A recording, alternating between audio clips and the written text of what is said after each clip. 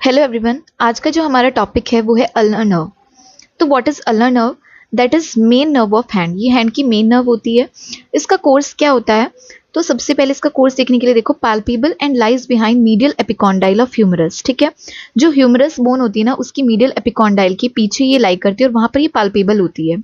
ठीक है, फिर ये फोराम में एंटर करती है by passing between two heads of flexor carpi अल्नारिस। देखो यहाँ पर देखो कि ये जो नर्व है ना, it is passing behind medial epicondyle. Humerus का मीडियल एपिकॉन्डाइलस के पीछे से आ रही है। उसके बाद ये फ्लेक्सर कार्पाई अल्नारिस जो मसल होती है ना, उसके दोनों हेड्स के बीच से पास करती है। ठीक है, उसके दोनों हेड्स के बीच से पास करती हुई फोराम में आती है। Then it lie along lateral border of flexor carpi ulnaris. इसी फ्लेक्सर कार्पाई अल्नारिस के लेटरल बॉर्डर की तरफ ये फोराम में चलती रहती है।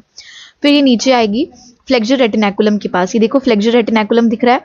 अब इस फ्लेक्सर रेटिनाकुलम की सुपरफिशियली ये आएगी, ऐसे आएगी और सुपरफिशियल टू फ्लेक्सर रेटिनाकुलम जाएगी और पाम में एंटर कर जाएगी। और पाम में एंटर करने के बाद ये टर्मिनेट हो जाती है एक सुपरफिशियल ब्रांच में और एक डीप ब्रांच में। ठीक है, superficial is a cutaneous branch. ठीक है, और एक होगी डीप ब्रांच। डीप ब्रांच क्या करेगी? हाइपोथिनार एमिनेंस की जो मसल्स होती हैं और एडक्टर पॉलिसिस इनको सप्लाई करती है। ठीक है, एंड्स इन एडक्टर पॉलिसिस। ये जो नर्व है डीप ब्रांच, ये एडक्टर पॉलिसिस में टर्मिनेट हो जाएगी। अब देखो सबसे पहली चीज यहाँ पर आप देख सकते हो, वॉल्वर कार्पल लिगामेंट कहाँ पर है? बोले कि superficial to flexor retinaculum.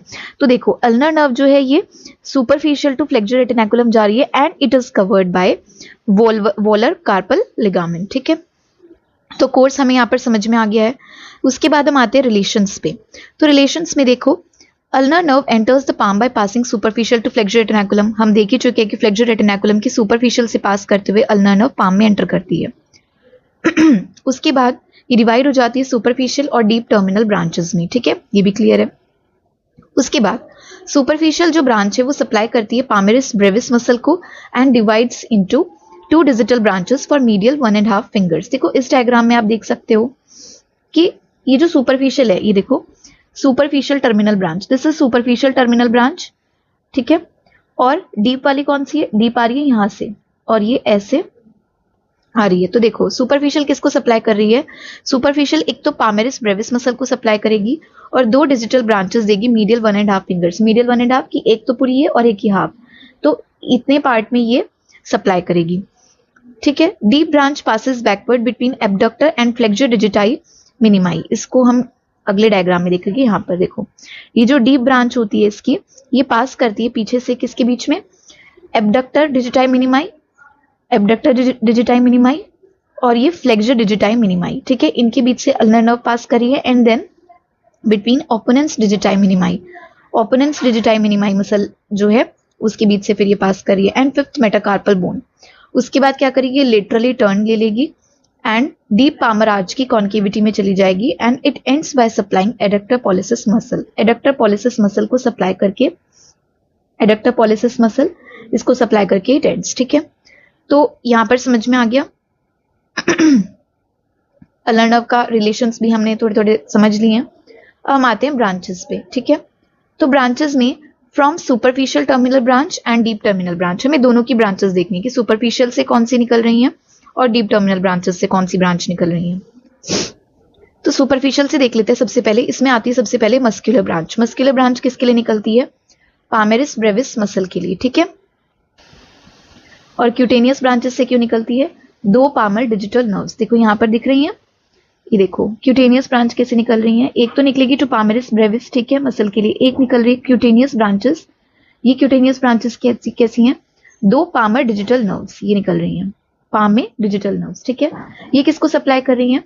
Medial 1.5 fingers with their nail bed. इनके नेल बेड के साथ पूरी मीडियल 1.5 फिंगर को, ये पूरी और ये वाली आधी रिंग फिंगर। ठीक है, अब ये क्या होगा ना कि क्यूटेनियस ब्रांच है, दो पामर डिजिटल नर्व, एक तो होगी मीडियल ब्रांच, एक होगी लेटरल ब्रांच। तो देखो ये जो मीडियल ब्रांच है किसको सप्लाई करेगी? Supply medial side of little finger. Obviously little finger की मीडियल साइड को सप्लाई कर रही है मीडियल ब्रांच। और एक क्या होगी? लेटरल ब्रांच है, किसको सप्लाई करेगी? Common palmar digital nerve. ये दो पामर डिजिटल नर्व में देखो सब डिवाइड हो जाती है और किस किस को सप्लाई कर रही है? Adjoining sides of ring finger, ring finger की साइड को एंड लिटिल फिंगर की साइड को। तो ये कि कॉमन पामर डिजिटल नर्व, फिर वो दो पामर डिजिटल नर्व में डिवाइड हुई and then adjoining sides of ring and little finger को सप्लाई करती है। ठीक है, इसकी जो कॉमन पामर डिजिटल नर्व है ये कम्युनिकेट करती है मीडियन नर्व के साथ भी, ठीक है। अब हम आ जाते हैं डीप टर्मिनल ब्रांच पे। तो डीप टर्मिनल ब्रांचेस की कौन सी ब्रांचेस है, देखो मस्कुलर ब्रांचेस है सबसे पहले तो। ओरिजिन पे जहाँ पे डीप टर्मिनल ब्रांच का ओरिजिन होगा वहां पर ये 3 मसल्स ऑफ हाइपोथिनार एमिनेंस, थिनार हाइपोथिनार पता है। तो हाइपोथिनार जो होगा लिटिल फिंगर की तरफ वाली जो हाइपोथिनार मसल्स होती है उनकी हाइपोथिनार एमिनेंस की 3 मसल्स को सप्लाई करेगा। और जब ये नर्व पाम को क्रॉस करेगी तो 2 लंब्राइकल्स और 8 इंटरऑशियाई मसल्स को भी ये सप्लाई करता है, ठीक है। ये देखो यहाँ पर दिखाई दे रही है डीप टर्मिनल ब्रांच है, और इस डीप टर्मिनल ब्रांचेस से देखो ये ब्रांचेस टू इंटरऑशियाई मसल भी आ रही हैं, ठीक। तो इंटरऑशियाई मसल्स को सप्लाई हो गया, उसके बाद it terminates by supplying adductor pollicis. इसकी जो मस्कुलर ब्रांच है ये एडक्टर पॉलिसिस को सप्लाई करने के बाद टर्मिनेट कर जाती है। फिर आती है articular branch. Articular branch supplies wrist joint, ये रिस्ट जॉइंट को सप्लाई करती है, ठीक है। फिर हम आते हैं क्लिनिकल एनाटॉमी पे। तो क्लिनिकल एनाटॉमीज की क्या होगी, देखो इसको म्यूजिशियंस नर्व भी बोलते हैं क्योंकि ये फिंगर की फाइन मूवमेंट्स को कंट्रोल करती है। लाइक म्यूजिशियंस जो होते हैं उनके जो इंस्ट्रूमेंट्स होते हैं उसके लिए फिंगर मूवमेंट चाहिए होता है, फाइन मूवमेंट, तो उसके लिए इसीलिए इसको म्यूजिशियंस नर्व भी बोलते हैं, ठीक है। कॉमनली कहाँ पर इंजर होती है, हमने ऊपर देखा था कि ह्यूमरस का जो मीडियल एपिकॉन्डाइल है ना उसके जस्ट पीछे ही प्रेजेंट होती है। तो एल्बो में कभी कभी कॉमनली जहाँ पर इंजरी होती है इसकी वो मीडियल एपिकॉन्डाइल के पीछे होती है एल्बो में, ठीक है। तो यहाँ पर क्या होगा, फ्लेक्सर कार्पाई अल्नारिस और मीडियल हाफ जो होगा फ्लेक्सर डिजिटोरम प्रोफंडस मसल का वो पैरालाइज हो जाता है। इसकी वजह से क्या होगा, मीडियल बॉर्डर जो होता है ना फोर आर्म का वो फ्लैटन हो जाता है। Medial border of four arm, like ये देखो medial border of four arm यहाँ पर जो है ना ये क्या हो जाता है, फ्लैटन हो जाता है, ठीक है, वेस्टिंग ऑफ मसल्स पैरालिसिस वगैरह की वजह से। Attempt to flexion at wrist, अगर रिस्ट पर फ्लेक्शन करने की कोशिश करेंगे तो उसकी वजह से फ्लेक्शन तो नहीं होगा बल्कि हैंड का एबडक्शन हो जाएगा, ठीक है। उसके बाद tendon of flexor carpi ulnaris not tighten on making fist, जब कोई भी पर्सन फिस्ट बनाने की वो कोशिश करेगा वो पर्सन, तो फ्लेक्सर कार्पाई अल्नारिस का जो टेंडन है वो टाइट नहीं होगा, ठीक है। और रिंग और लिटिल फिंगर्स जहाँ पे ये सप्लाई कर रहा था वहां पर इसके टर्मिनल फैलेंजेस में भी फ्लेक्शन नहीं हो पाएगा, वो भी लॉस्ट हो जाएगा। तो ये समझ में आ गया कि अगर मीडियल एपिकॉन्डाइल के पीछे इसकी मोस्ट कॉमन इंजरी होती है और अगर वो इंजरी हो जाए तो क्या क्या होता है, ठीक है। फिर अल्नर नर्व का लीजन अगर रिस्ट पर हो जाए तो क्या होगा, रिस्ट पर हो जाए तो अल्नर क्लॉ हैंड हो जाएगा। अल्नर क्लॉ हैंड क्या होता है, ये होता है अल्नर क्लॉ हैंड, दिख रहा है। Clawing of little and ring finger, जो लिटिल फिंगर है रिंग फिंगर इसका क्लॉइंग हो जाता है। यानी कि इसमें क्या होगा कि मेटाकार्पोफेलेंजियल जॉइंट्स का तो हाइपर एक्सटेंशन हो जाएगा। जो मेटाकार्पोफेलेंजियल जॉइंट होते हैं मेटाकार्पल और ये फेलेंजेस इनके बीच का जॉइंट है, यहाँ पर तो होता है hyper extension. And flexion at interphalangeal joints involving ring and little fingers more. तो जो रिंग और लिटिल फिंगर है ना यहाँ पर मेटाकार्पोफेलेंजियल जॉइंट का हाइपर एक्सटेंशन और इंटरफेलेंजियल जॉइंट्स का के बीच में फ्लेक्शन हो जाएगा।